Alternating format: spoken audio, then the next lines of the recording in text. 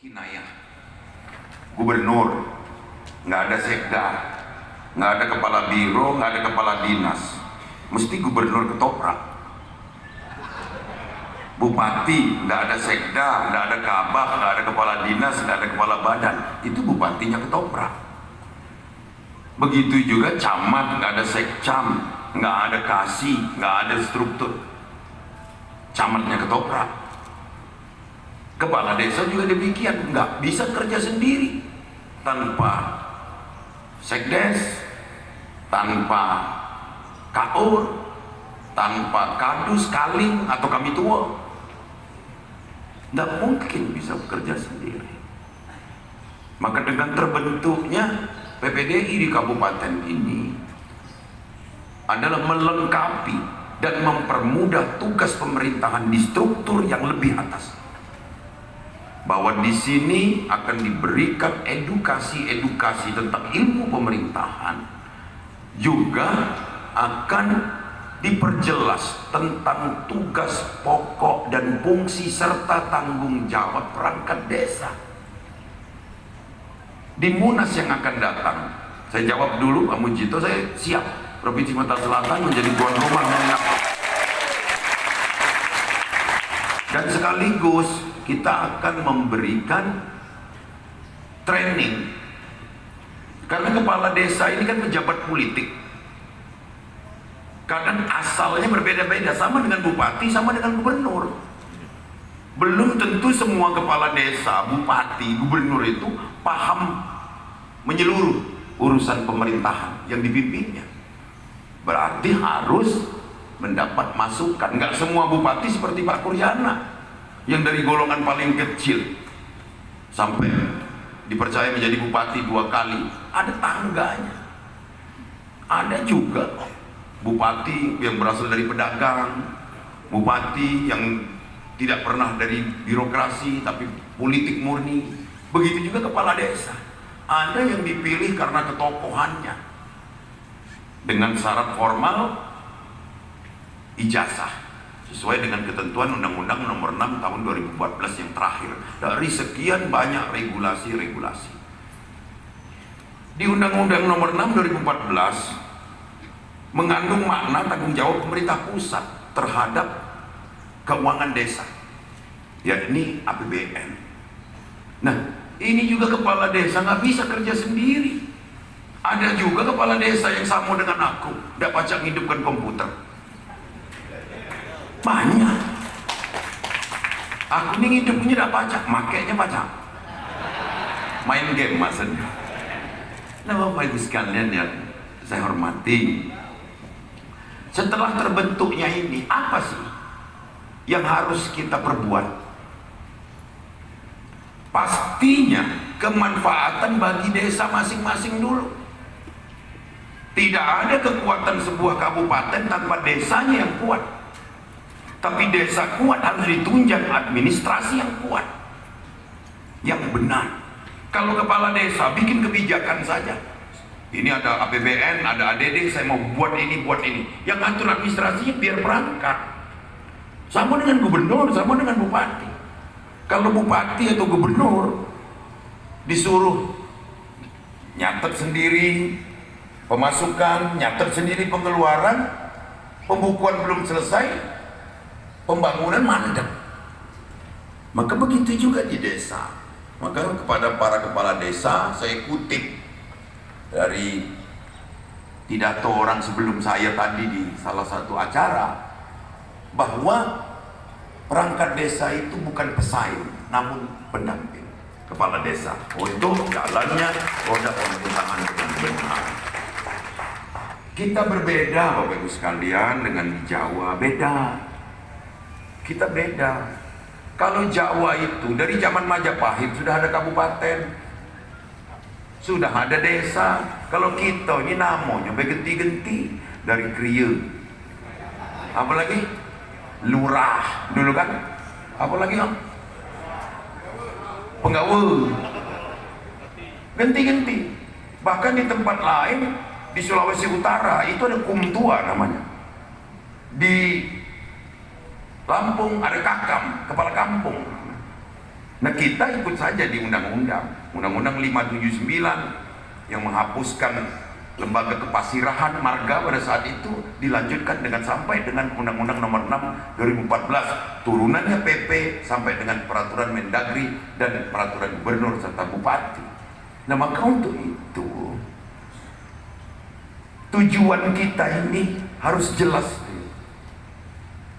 Kalau kita ada bingkai besar nasional, kalau dulu disebut GBHN, ada bingkai besar provinsi namanya RPJMD atau RPJM, ada juga bingkai besar namanya RPJMD kabupaten. Ini kita harus menyesuaikan. Jangan program bupatinya ke sana, ke utara, ini programnya ke barat, ke selatan, ke timur misalnya. Maka harus ada keselarasan, dimulai dari Musrenbangdes. Nah, Musrenbangdes itu penting agar mengetahui kebutuhan-kebutuhan khusus dari jenjang pemerintahan yang namanya desa atau kelurahan. Jadi Bapak Ibu sekalian, saya tetap selalu titip pesan tentang pentingnya kekompakan yang disampaikan Pak Bupati tadi, mengutip apa yang saya sampaikan di Lubuk Batang. Juga yang penting lagi adalah tahu kita. Kita ini kadang tahu orang, tapi kita tidak tahu kita. Kita ini siapa? Kita nilai uhang baca, nilai wong liya iso, tapi awake dhewe ora ngerti apa iki. Nah, itu tadi disebut Pak Ketua tupoksi, tugas pokok dan fungsi. Artinya setiap pengurus dan anggota harus pelajari dulu ini ADART-nya, anggaran dasar rumah tangganya, dipelajari dulu agar tidak bentrok dengan aturan-aturan yang ada. Dan para kepala desa, saran saya, jadikanlah mereka ini mitra. Secara umum PPDI ini lebih ke administratif. Meskipun dia di desa disebut pamong, tetap pamong juga, tapi tugasnya lebih ke administratif. Nah, untuk itu bantulah program-program desa yang ada, antara lain suksesnya Posyandu misalnya. Ini program non fisik loh yang sedang saya dengungkan ini, Posyandu, pos pelayanan terpadu. Juga misalnya tentang keadministrasian di PKK, karena PKK itu juga dapat pengalokasian pendanaan. Ibu-ibu yang biasanya 3M, mana, macak, masak, tentu harus dapat ilmu juga, dibagi oleh perangkat desa. Jadi nanti Pak Kepala Dinas PMD buat training khusus. Kalau kepala desa kan sudah beberapa kali kita buat trainingnya. Nanti untuk perangkat desa kita trainingkan untuk ngerti sistem manajemen keuangan desa, untuk mengerti sistem manajemen pelayanan. Ini yang paling penting. Dan terakhir, kearifan lokal kita jangan hilang. Jangan hilang. Kita ini Sumatera Selatan, satu provinsi yang namanya dengan bahasanya berbeda. Kalau Jawa Timur, provinsinya tempat Pak Mujito, Prama Provinsi Jawa Timur, nama adatnya Jawa, nama bahasanya Jawa, nama sukunya Jawa. Nah, kalau kita Sumsel ini provinsinya Sumatera Selatan, bahasanya bahasa Ugan, bahasa Gemreng, bahasa Enim, bahasa Lahat, bahasa Daya, bahasa Haji, banyak. Maka tugas kita ini merajut apa yang berbeda itu menjadi sebuah kekuatan membangun kita. Nah, apa yang kita bangun ini bukan hanya sekedar fisik, tapi martabat. Bahwa menjadi anggota PPDI ini pasti tidak mendapat martabat, tapi dapat martabat. Nggak ada martabatnya ini, tapi martabat yang didapat itu. Nah, martabat ini juga mau dijaga. Bagaimana kita menjadi orang yang bisa menjaga martabatnya di desa. Nah, sebagai apresiasi pada Pak Mujito yang tadi dengan resmi statement Ketua Umum mengangkat saya menjadi Bapak PPDI se-Indonesia, tentu ini saya terima dengan baik Pak Mujito, dan akan saya bertanggungjawabkan ini. Saya ingin bukan sekedar Herman Deru, saya ingin Sumatera Selatan ini menjadi ikon pelayanan bagi masyarakat, yang garda terdepannya adalah kepala desa dan perangkat. Ini, jadi jangan heran kalau saya dengan Pak Kuryana itu paham tentang kondisi kepengurusan di desa-desa sampai dengan sistem keuangannya, karena kami memang lahir dan besar di desa, jadi tahu betul kondisi ini. Masalah fasilitas untuk kabupaten urusan bupati, untuk provinsi urusan aku. Jadi itu jangan pernah ragu. Pak Bupati kalau sekedar sekretariat, Pak Bupati sudah lapor dengan saya, kalau siapkan Pak Gubernur karena sekretariatnya.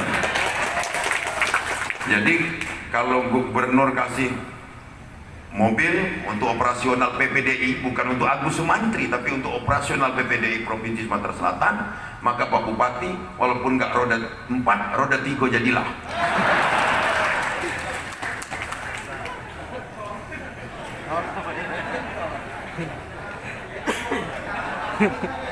Ya artinya tidak nak sama dengan jualan gubernur, tidak apa-apa Pak Bupati, karena kalau gubernur kan roda 4. Terus perangkat administrasi Pak Bupati yang penting.